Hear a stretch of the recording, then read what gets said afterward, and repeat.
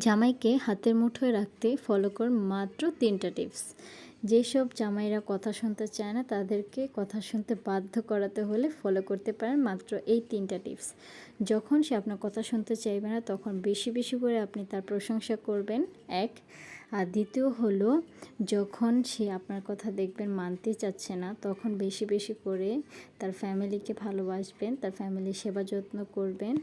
আর তৃতীয় হচ্ছে, তাকে বেশি বেশি করে মজার আর তার পছন্দের খাবারগুলো রান্না করে খাওয়াবেন। আমি যখন দেখি যে আমার জামাই আমার কথা শোনে না তখন বেশি বেশি করে এই 3টা টিপস ফলো করি, তখন দেখি অটোমেটিক কথা শুনে যায়। তো কালকে রাত্রে হচ্ছে বাজার করে এনেছিল, আমি বলেছিলাম যদি রাত্রে বাজার করে আনো মানে মুরগি নিয়ে আসো, তাহলে কিন্তু আমি জীবনেও এগুলো কাটতে পারবো না। তো সে কালকে রাত্রে বাজার করে নিয়ে আসলো, আমি যেটা মানা করি সেটা সে করবেই। তো কি আর করব বলেন, এই জন্য সে বাজার থেকে, আমি বলেছিলাম পারবো না, তাই সে বাজার থেকে একদম মুরগির সাইজগুলো সুন্দর করে পিস পিস করে নিয়ে এসেছে। কিন্তু পিস করে আনলে কি আর হয়ে যায়, এগুলো তো পরিষ্কার করে রাখতে হয়, তাই না? আর আমি মুরগি আনার সাথে সাথে সব সময় ধুয়ে তারপর ফ্রিজে রাখি। তারপর হচ্ছে ডিমগুলো রাত্রে এনেছিল, যেগুলো আমি ফ্রিজে রেখে দিয়েছিলাম, সকালে উঠে হচ্ছে এগুলো ভিজিয়ে নিচ্ছি। আর এই আমার বাচ্চার জন্য হচ্ছে এই কোয়েল পাখির ডিমগুলো আনা হয়েছে। এই কোয়েল পাখির ডিমে নাকি প্রচুর পরিমাণে পুষ্টি, বাচ্চাদের খাওয়ানোর জন্য বেস্ট একটি ডিম। তো আপনাদের যাদের বাচ্চারা ডিম একদমই খেতে চায় না তারা এই কোয়েল পাখির ছোটো ডিমগুলোকে সিদ্ধ করে খাওয়াতে পারেন। আর যখন আপনার কোনো কিছু খেতে ইচ্ছে করবে, যেমন আমার এই ম্যাঙ্গো বারটা অনেক বেশি খেতে ইচ্ছে করছিল, ঠিক তখনই আমি একটু তার প্রশংসা করেছিলাম বেশি বেশি, তাই সে এক বক্স নিয়ে এসেছে আমার জন্য।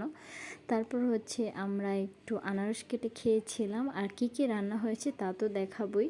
আর আমাদের বাড়িতে রান্না নিয়ে অনেক বেশি ঝামেলা হয়।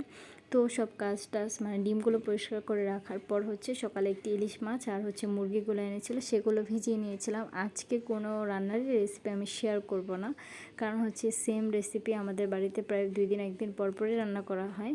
এই জন্য আমি বেশি রান্নার রেসিপি শেয়ার করব না। আর যেহেতু সবাই মুরগির রোস্ট খায় না, তাই তাদের জন্য ইলিশ মাছের হচ্ছে সাদা ভুনো করে দিব। আর যারা ইলিশ মাছ খাবে না তাদের জন্য হচ্ছে মুরগির রোস্ট বানিয়ে দেব। আর এই মুরগির রোস্টটা বানাতে প্রায় 1 ঘন্টা সময় লেগে যায়, কারণ হচ্ছে অনেক ধরনের মশলা দিতে হয়। আমরা যেহেতু মুরগির রোস্টের মশলাটা ইউজ করি না, বাড়িতে হোমমেড মানে বাড়ির মশলা দিয়ে রান্না করি। আর এইভাবে রান্না করে খেতে কিন্তু বেশ ভালোই লাগে। আমরা যতদিন পর্যন্ত এইভাবে রান্না করে খেয়েছি আমাদের কাছে বেশ ভালো লেগেছে। আর যারা মুরগির রোস্ট খাবে না তাদের জন্য হচ্ছে স্পেশাল ইলিশ মাছের সাদা ভুনা। যেমন আমার শ্বশুর মুরগির রোস্ট মানে পাকিস্তানি মুরগি খায় না, তাই তার জন্য হচ্ছে ইলিশ মাছের সাদা ভুনা করে দিয়েছিলাম। সে ইলিশ মাছটা অনেক বেশি পছন্দ করে, আর চিংড়ি মাছ, এই জন্য সম্ভবত ইলিশ মাছটা আনা হয়েছে। একটা আমরা সবাই মিলে খেয়েছি আর একটা হচ্ছে তার জন্য রেখে দিয়েছি, মাঝে মাঝে তাকে রান্না করে দিব আর কি। তো আজকের ভিডিওটা কেমন লাগলো সবাই অবশ্যই কমেন্টে জানাবেন। আর জামাইকে হাতের মুঠোয় রাখতে হলে এই 3টা টিপস অবশ্যই ফলো করবেন।